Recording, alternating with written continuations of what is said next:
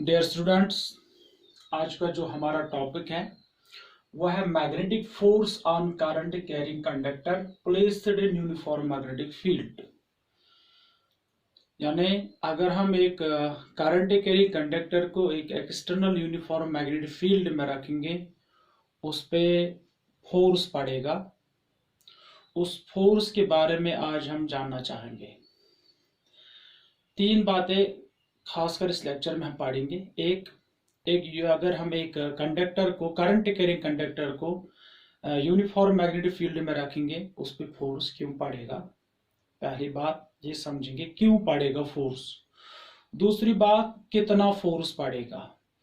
तीसरी बात कहाँ की ओर पड़ेगा, उस फोर्स की डायरेक्शन कहाँ की ओर है। ये तीन बातें हम इस लेक्चर में डिस्कस करेंगे। So let us start our topic, magnetic force on current carrying conductor in uniform magnetic field. अगर हम किसी करंट कैरिंग कंडक्टर को यूनिफॉर्म मैग्नेटिक फील्ड में रखेंगे तो उस पर फोर्स पड़ेगा, वो डिफ्लेक्ट हो जाएगा। क्यों हो जाएगा, let's understand this thing first. क्योंकि हम जानते हैं कि एक मूविंग चार्ज जब मैग्नेटिक फील्ड में दाखिल हो जाती है तो एक्सपीरियंस करती है वहां पे फोर्स, जिसके लिए हमने एक्सप्रेशन निकाली है, Lorentz magnetic force, that is Fm is equal to q v cross B. इतना फोर्स एक मूविंग चार्ज एक्सपीरियंस करती है एक्सटर्नल मैग्नेटिक फील्ड में। अब बात रही कंडक्टर की। जब हम एक करंट कैरिंग कंडक्टर को ले आएंगे और एक्सटर्नल मैग्नेटिक फील्ड में रखेंगे, it will experience a force. But the question here is why it experience a force? ये फोर्स एक्सपीरियंस क्यों करेगा। देखिए माय डियर्स, क्योंकि जो इसमें करंट है वो किन की वजह से है, फ्री इलेक्ट्रॉन्स की मूवमेंट की वजह से है। यानी electron is constituted by the free electrons when they are moving with some velocity in a particular direction।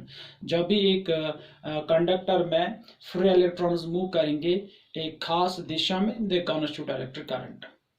So the current in the conductor is due to the moving charge, and every electron, every free electron which is moving with some velocity called a drift velocity experience है magnetic force. हर कोई free electron क्या करेगा, जब इस conductor को external magnetic field में रखेंगे तो इसका फ्री इलेक्ट्रॉन, जिसकी वजह से करंट बन रहा है, हर कोई इलेक्ट्रॉन एक्सपीरियंस करेगा क्या, मैग्नेटिक फोर्स। और उनका जो नेट मैग्नेटिक फोर्स उन फ्री इलेक्ट्रॉन्स पे होगा वही ट्रांसमिट होगा इस कंडक्टर पे, और एक कंडक्टर क्या हो जाएगा, deflect. That is the cause why a current carrying conductor experience a force when placed in external magnetic field. Okay. Now we want to here we want to calculate the expression how much force is experienced by a current carrying conductor in external magnetic field। कितना force वो experience करेगी। उसके लिए मैं यहां पे एक conductor को ले लूंगा। सो this is my conductor.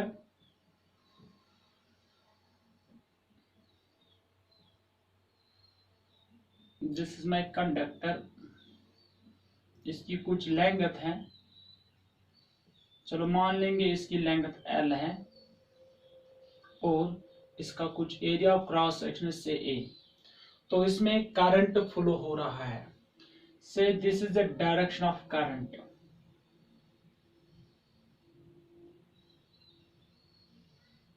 This is the direction of current. और यहां पे याद रखना है कि करंट की डायरेक्शन हमेशा अपोजिट होती है to the direction of flow of free electrons.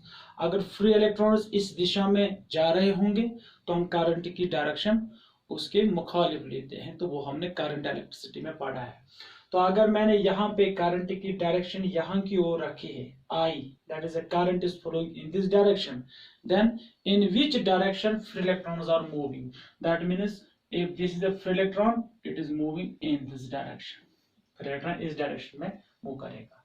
इस कंडक्टर को हम एक एक्सटर्नल मैग्नेटिक फील्ड में रखेंगे with some angle.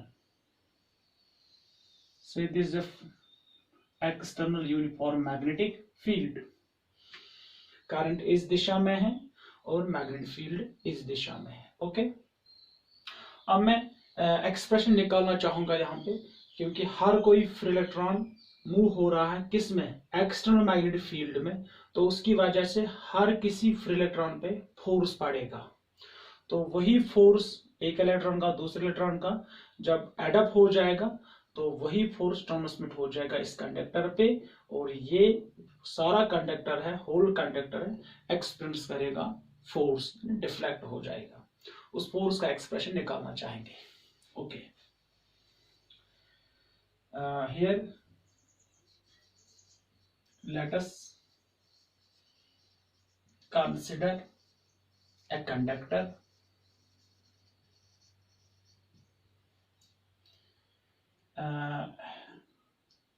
let's consider a conductor having length L and area of cross section A. Let I be the current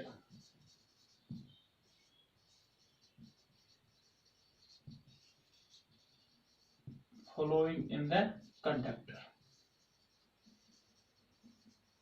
कितना current इसमें पड़ेगा, से I is the current। तो हमने यहाँ पे एक कंडक्टर को लिया जिसकी लेंथ मैंने L रखी, area of cross section A। तो इसमें एक करंट चल रहा है, इसमें कितना करंट चल रहा है उसका मैंने रखा है क्या नाम, I करंट। इतना मैग्नीट्यूड का करंट का मैग्नीट्यूड I है। तो इसको मैंने एक्सटर्नल यूनिफॉर्म मैग्नेटिक फील्ड में रखा है। This is external magnetic field. आप देख रही फिगर से, आप देख लीजिए। ओके, अब यहाँ पे जो बात समझनी है वो ये है, सबसे पहले हम देखेंगे कि एक फ्री इलेक्ट्रॉन पे कितना फोर्स पड़ेगा, एक फ्री इलेक्ट्रॉन पे कितना फोर्स यहाँ पे पड़ेगा। फोर्स, मैग्नेटिक फोर्स यहाँ पे लिखूंगा मैं, magnetic force experienced by each electron। तो हर कोई इलेक्ट्रॉन कितना फोर्स एक्सपीरियंस करेगा, Fm, दैट इज इलेक्ट्रॉन की चार्ज कितनी होगी, -e, नेगेटिव चार्ज, उसकी वेलोसिटी, जिस वेलोसिटी वो ड्रिफ्ट हो रहा है उसका नाम हमने रखा है drift velocity cross magnetic field. क्योंकि ऑलरेडी हमने पढ़ा है कि अगर एक चार्ज एक्सटर्नल मैग्नेटिक फील्ड में मूव करेगी वो कितना फोर्स एक्सपीरियंस करेगी, क्यों, उस चार्ज कितने का, चार्ज का magnitude, velocity into magnetic field intensity. यहाँ पे चार्ज कौन सी है, फ्री इलेक्ट्रॉन की चार्ज, दैट इज -e। किस वेलोसिटी से ये मूव हो रहा है, ड्रिफ्ट वेलोसिटी से, vd क्रॉस मैग्नेटिक फील्ड की इंटेंसिटी हमने दे रखी है v। ओके, आफ्टर दैट ये तो एक इलेक्ट्रॉन इतना फोर्स एक्सपीरियंस करेगा। After that, I will take a small element of this conductor, say this। इस कंडक्टर का एक स्मॉल एलिमेंट मैं लेना चाहूंगा जिसकी लेंथ कितनी होगी, dl, और इसका एरिया ऑफ क्रॉस सेक्शन उतना ही होगा जितना इस कंडक्टर का एरिया ऑफ क्रॉस सेक्शन है। ये मेरे पास कंडक्टर है, इसका मैंने एक छोटा सा स्मॉल एलिमेंट लिया जिसकी लेंथ L है, लेकिन इसका जो एरिया ऑफ क्रॉस सेक्शन है वो वही है जो कंडक्टर का है। तो हम क्या लिखेंगे, consider small element dl of conductor। Okay, that is dl। तो इसका वॉल्यूम कितना आएगा, volume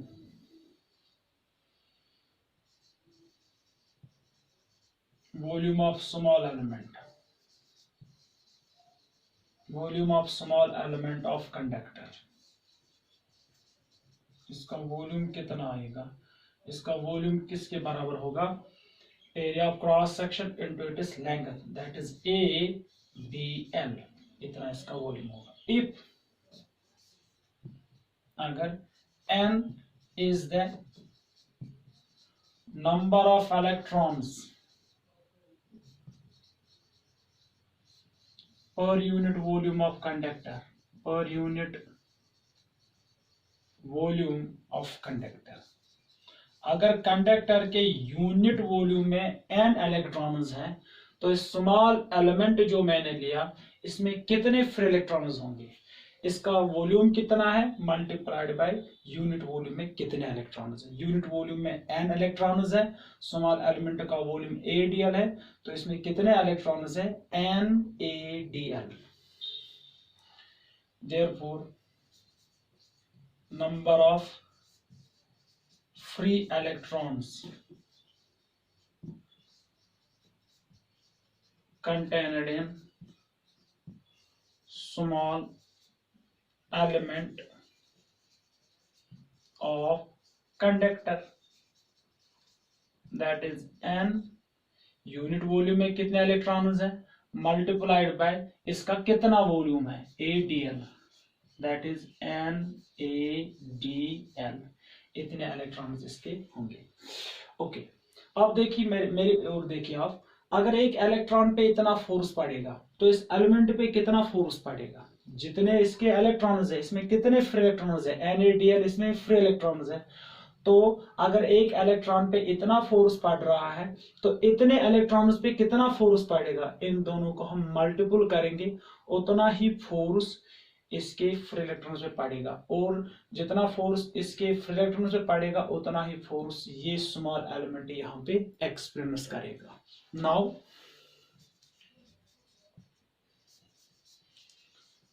magnetic force experienced by small element of conductor is, उसको हम DFM से डिनोट करेंगे, वो कितना होगा। अब देखिए इसमें कितने फ्री इलेक्ट्रॉन्स हैं, दैट इज NaDL, उसको मल्टीप्लाई करेंगे FM से। एक इलेक्ट्रॉन कितना फोर्स एक्सपीरियंस करेगा मल्टीप्लाइड बाय इस स्मॉल एलिमेंट में कितने इलेक्ट्रॉन्स हैं, उन दोनों को मल्टीपल करके हमें क्या निकलेगा, वो फोर्स निकलेगा जो ये स्मॉल एलिमेंट यहाँ पे एक्सपीरियंस करेगा। Okay, right here DFM is equal to NaDL। अब FM किसके बराबर है, that is -E VD cross B, VD cross B, this one. Okay, first of all I will draw here, it is very easy, expression तो बहुत आसान है, mathematical calculation यहाँ पे। अब थोड़ा सा यहाँ देखिए, DFM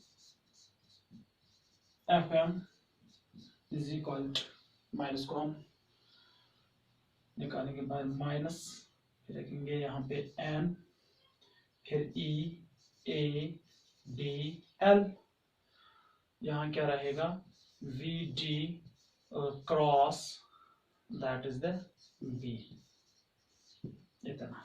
ओके, नाउ अब देखो थोड़ी सी मॉडिफिकेशन इसमें लाएंगे हम। मेरी ओर देखिए, ये वाली टर्म किसके बराबर होगी, ये वाली टर्म, पूरा ध्यान रखना, इसको मैं ऐसे लिखूंगा E पहले, यहाँ पे N। अब देखिए ADL क्या है, that is the volume of this element.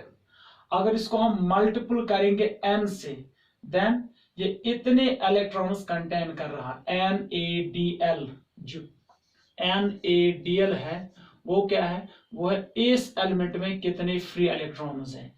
ADL इसका वॉल्यूम है, N number of electrons per unit volume. जब इन दोनों का हम मल्टीपल करेंगे तो यहाँ पे क्या निकलेगा, इस स्मॉल एलिमेंट में कितने इलेक्ट्रॉन्स हैं NaDL।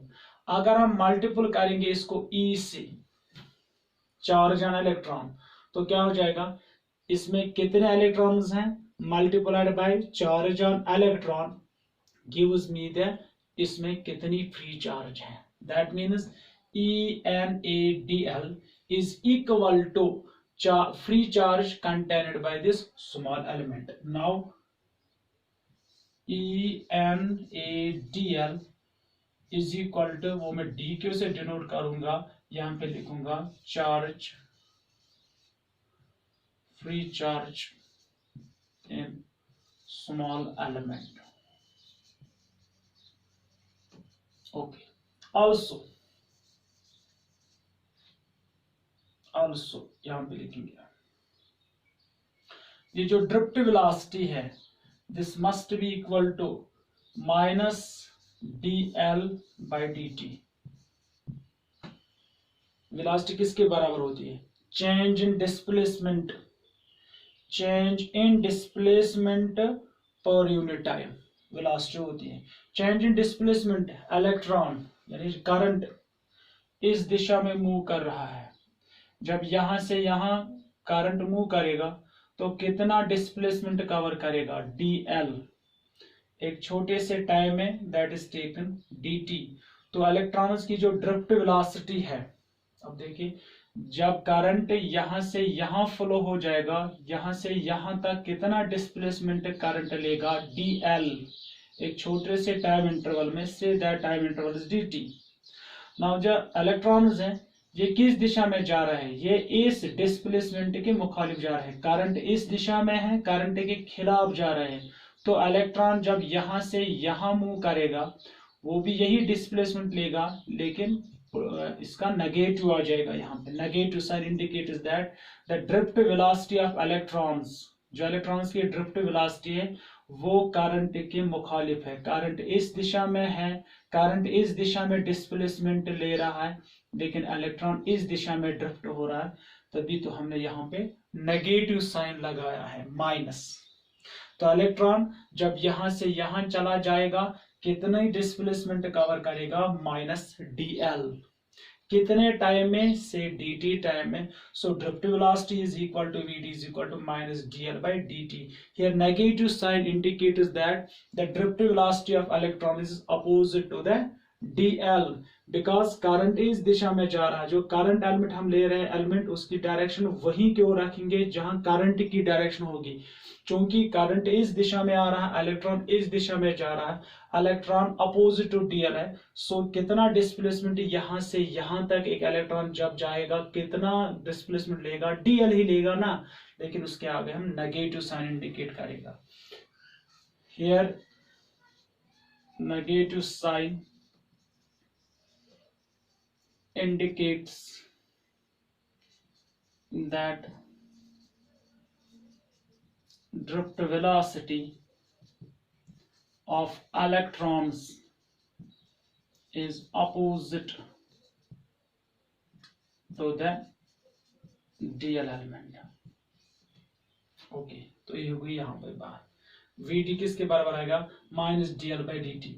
अब इन दो वैल्यूज को यहाँ पे पुट कीजिए, ENADL का वैल्यू यहाँ पुट कीजिए, VD का वैल्यू यहाँ पुट कीजिए, व्हाट विल वी ऑब्टेन, हम वहां पे क्या हासिल करेंगे। अब देखिए यहाँ पे दिस इज DFM, ओके, ये कितना है, this is DQ minus DQ, okay, this is VD, this is minus DL divided by DT cross P। अब देखिए DFM, this is minus into minus, that is plus DQ, DT will come out, it is a scalar, DT यहाँ पे क्या रहेगा, DL cross B।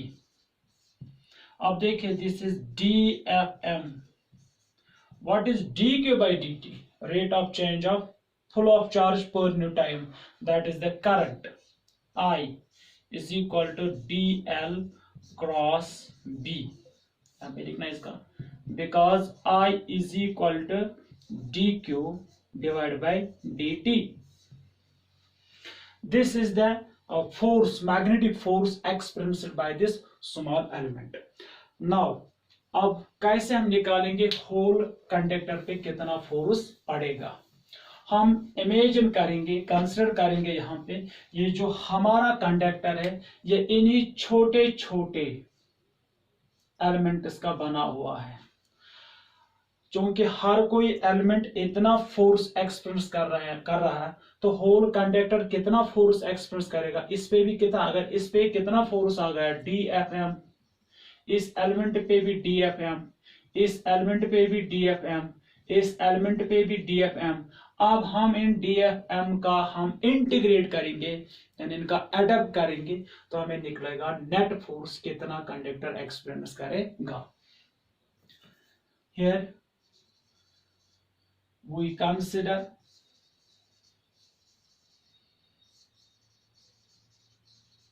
conductor is made up of small elements, ऐसा लिखूंगा। So net force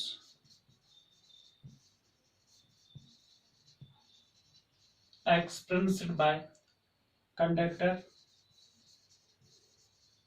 is, वो हम F से denote करेंगे, F that is equal to integral of, integrate जमा करेंगे किनको?